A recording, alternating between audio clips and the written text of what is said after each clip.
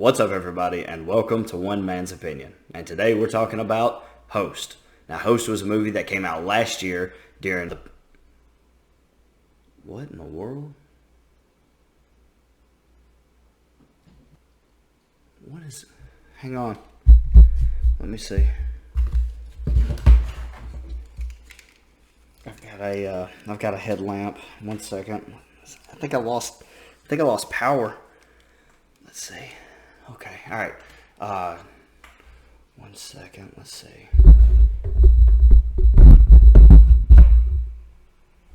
Sorry if that was loud. Let me take this. Let's see.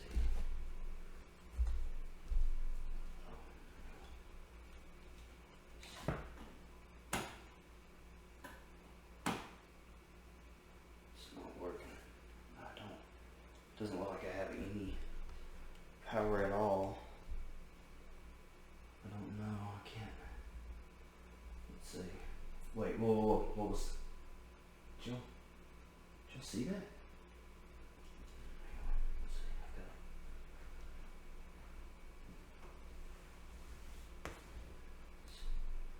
see. I swear I saw something right there.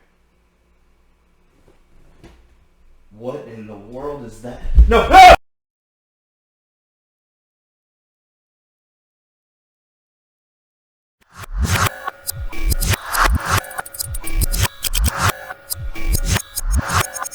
What's up, everybody, and welcome to One Man's Opinion. And like I've already told you, today we're talking about Host. Now, I told you that Host was a movie that came out in 2020 at the height of the pandemic, but what you need to know going into it is that it's not a movie about the pandemic. And I'm not going to use the vid word because if you say vid, then the YouTube algorithm picks it up and it's like, oh, he's talking about the virus and he's probably giving out false information about the virus. And then, you know, they hit my channel with like a copyright strike, or I might be banned, or all kind of stuff, because freedom of speech is very important to a company like YouTube. And, you know, regardless, came out during the height of the pandemic. It's not really about the pandemic, though. I don't want that to turn anybody off from the movie. It uses quarantine as a framing device in which the movie takes place. And so it does take place all over a Zoom call. And if you're like me, that kind of turns me off from it a little bit, because I see a movie where the whole thing is shot exactly how I'm shooting this, where it's just on a camera mounted on a laptop or a computer or however, you know, on a Zoom call. It's like, you know, how good can a movie like that really be? But before I get into too much of the details, let's cover the negatives and then the positive. And truth be told, not many negatives to talk about. And I know that sounds contradictory because I kind of opened it up talking about how a Zoom call type movie kind of turned me off from it at first. That's true, but then you watch the movie and you realize, oh, they actually did this really well. And so that's number one. If I had to be nitpicky and I had to talk about a few things that maybe I wasn't just crazy about, number one would be after the movie gets going, there's a lot of tension, which is really good. It does a good job kind of building your anxiety a little bit, and you're not sure what's coming next, what's going to happen, and then things really start happening and the action kind of picks up and there's more scares, and then how should I put this? The whole thing is about a seance. The people do a seance over a Zoom call, and essentially they invite something in that shouldn't be there. And I'm trying not to spoil anything. Going back to what I was saying, the thing, whether it's a demon or an evil spirit or whatever you want to call it, it terrorizes them for a while, but a few times in the movie it shows the demon or the evil spirit, or perhaps just a form that it chooses to take, and it shows it, and that would be one of my complaints. I don't think this movie needed to show the demon or the evil spirit or whatever you want to call it. I don't think it needed that. I think that the tension was good. I think that the scares were good. I think that everything else that was going on, and it doesn't show it for prolonged periods of time. Often the camera just sweeps by and like he'll be there for a second, and then like a character will get scared and turn around the other way, and then he's gone. And so I think it does that like 3 times in the movie, maybe just twice, but I didn't think it needed to show it, because the demon or evil spirit, whatever you want to call it, the spirit just looks like one of those, what do you call it, creepypasta that you would see on the internet. It's just like a rotting corpse of an emo kid. I mean, is what it looks like. It just, I don't know, it doesn't do it for me. I think that often when it comes to movies about like evil spirits or demons, I have the same thoughts about Insidious. I think the less that you see the monster, the scarier it is. So like in the first Insidious movie, the whole movie is really scary, and the tension is really good, and they do a good job keeping you on the edge of your seat the whole time. But then like in one scene you see the red-faced demon, right? And it's like behind the main character. It's been a while since I watched that one, so I can't remember names. But it's behind the main character, the dad or whatever. Like it's played as a jump scare, but like it's goofy looking. Like it looks like weird clown makeup or something. And then, you know, later on in the movie you see that demon a lot more, and it's the same thing. I think that these movies are scarier when you don't see the demon. That unknown, that mystery is scarier to me than when they try to show the demon, because the problem you run into is, well, how are we going to make it look?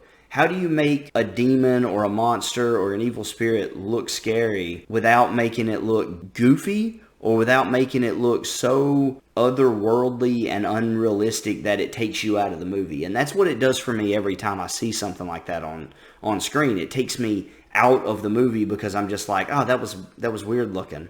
You know, it just doesn't, there's something unnatural about it. And I know it's supposed to be unnatural, but to me, it takes me out of the film every time a horror movie does that, when it finally shows the demon or finally shows the ghost. With very few instances I could probably think of that did that successfully. Very few movies have done that successfully. And I wish that more movies would not show what the demon or ghost looks like, because everything else is fantastic. And so I guess that would be my one major gripe about this movie. Other than that, I would say the only complaint that I have is a couple, or maybe it's just one. I think one death happens off camera. Like you don't really see what happens to them. They just kind of like go down, and then like a little bit of blood hits the camera. And I don't like off-screen deaths in horror movies. I think it's a cheap way out. I think it's the easy way out. There's so many creative ways. I mean, just play a Mortal Kombat games. There's so many creative ways to kill somebody. Like, you know, come up with something, or just do something. Show something. You know, you can do something very cheap. You know, even if it's a budget issue. I mean, there's a lot of the best horror movies ever made were made super cheap, and I don't see why it would be so hard to show just something. Just something. It doesn't have to be spectacular. It doesn't have to be super creative, but just something. Show something. Don't just have someone fall out of view of the camera and then, you know, little blood splatter, you know, or whatever it is. You know, I just don't. I think that's lazy. I think it's lazy. But other than that, the movie's excellent. I actually really enjoyed it. As far as the writing goes, the writing of this film is brilliant. It's not a long movie. It's actually, I don't even remember, I should have looked, but I think it's just barely over an hour, if that. It's a very, very short movie, and I think that's fine. I think that's really good, because it is a Zoom call, and it's just like, it just happens, you know. It's friends, they're talking, they've agreed to do this seance thing because they're bored. They've been at home, they're quarantined. One of them's even like, hey, you know, why don't we just play a board game? This is weird, you know. And the other one's like, no, we want to do this. Please take it serious, you know. And it's like, I'll say that too while I'm on the subject. The conversations between the friends on the call are so realistic, it's beautiful. And it turns out that if you do a little digging into the movie, the actors in the movie, male and female, are actually really good friends. Only one of them is not a part of the friend group on the outside. Like in the real world, they're all real friends. All the actors are. And so only one was brought in that wasn't a part of the original friend group. So it's very natural. It's very natural. And in fact, they actually filmed hours and hours of just these friends on a Zoom call just talking and just chatting and just like average conversation. And they filmed hours of them talking so that it would be natural. There wasn't really a script so much as it was just like, okay, this happens, and then from point A to point B, this is kind of your general direction. Just, react how you would react. And I think it comes off very natural. It comes off very realistic. The friend group seems so real. They seem like real people. And it's a testament to the movie. It's very, very good. Even down to the characteristics, you've got that one friend who's kind of like the mother of the whole group. She's the mother hen, she's a little more serious. You've got the one friend who's, everything's a joke. They're always goofing. They're always joking around. And then you've got the quiet one here, you've got all these personalities in there. And it just plays off very natural. It's a testament to the writers. It's a testament to the actors. And again, the direction of the film is fantastic as well, because it is a shorter film and it feels more realistic because of it. Because it just, okay, here's the friends. They're talking. They have these conversations. Then they go into the seance. Then things go south. And then, after things go south, it doesn't take long before things really start going south. And it just kind of escalates, and then it's done, And I don't want to give any spoilers away, because if you haven't seen this movie, I would order it off Amazon or something. If you're a horror movie fan, you need to watch this movie. As far as like the kills go, the kills are cool. Some of them are pretty creative. I think what's most interesting about the kills and about a lot of this movie, beyond just the kills, is that each actress had to film it on their own. So by and large, there was no film crew, there was no makeup crew, there was no lighting crew, nothing like that. The actresses, because they legitimately were not in the same building, they actually filmed this over a Zoom call. The actresses would have to get their own lighting, they would have to, set up their own stunts. Now, I think they did have a few people that would come over to like a house to help with like stunt work.